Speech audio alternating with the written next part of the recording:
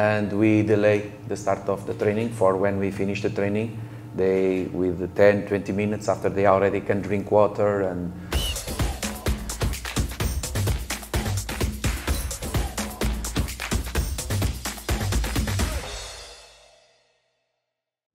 Salamate sore. Yes, I think it's better to work after win than to work after lose. The environment is totally different, but the game that we make before, if you not work hard, not gonna help us tomorrow.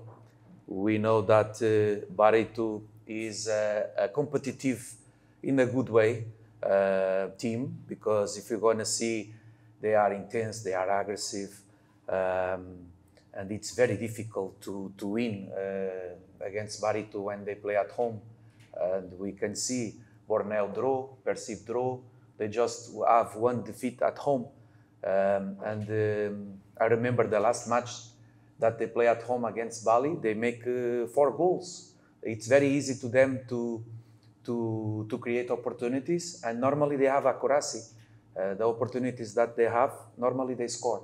So it's a team that always that we play away against them, on the history of PSM Makassar, we have difficulties. So tomorrow we expect a difficult game from our side. Unfortunately, we cannot have the full squad. We have many players that are on or with us that are not 100%, but also we have many players that are injured. But tomorrow it's the opportunity for other players can play, and we hope that we can make a good game, because just making a good game we can get a good result. Good afternoon. It's like the coach say, it's good to work after win. So we do our job on the training. We do the same thing we do before win the game. So we work hard. We know we're gonna find one team is danger. So we need to still focus all the time, and we try to improve this on the training for try to get a good result on the game. Yes, it's a good question. We try to make the same that we make last season. So we try to adaptate the trainings for the people that, the players that are making Ramadan. The others can make extra work like we make yesterday, little work.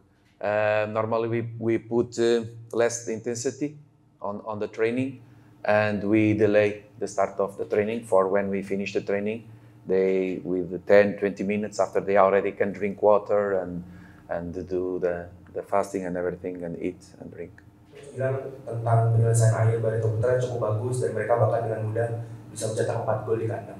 Dari hal tersebut, apakah sudah ada diantisipasi untuk hal tersebut, lalu mungkin dengan banyaknya pemain yang cedera dan tidak bisa bermain, apakah itu menjadi kesulitan tersendiri? Okay, so yeah, it's true. Barito have good things, and also this coach can change easy the system of the team playing. Can play with a line of 3 or a line of 4. Imagine if he play Kipu as a midfielder, he can put behind like he make on the first round against us, and we must be ready for these kind of things. But they have good players that can decide a game with a free kick, with a shoot from outside of the goal, or imagine Renan can go running for the box and heading and try to surprise our defensive line. So we need to be ready about these things. We study the Barito team, as usually we make this study with the other teams. I think what can make the difference tomorrow, it's the mentality of the players, because I know that Barito want to win, and I hope that we also can show inside of the pitch that we want to win. Because sometimes we want, but we show that opponent team is better than us. And I hope that tomorrow we can be focused and we can make a good work, because just making a good work, we can have a good result tomorrow, because Barito is good team. Saya pikir itu adalah pertanyaan terakhir untuk PreMatch Press Conference sore hari ini. Thank you Coach Fernando and Yuran for Terima kasih. PreMatch Press Conference. Terima kasih untuk rekan-rekan media yang telah hadir. PreMatch saya cukupkan. Terima kasih. Wassalamualaikum warahmatullahi wabarakatuh dan selamat sore. Terima kasih.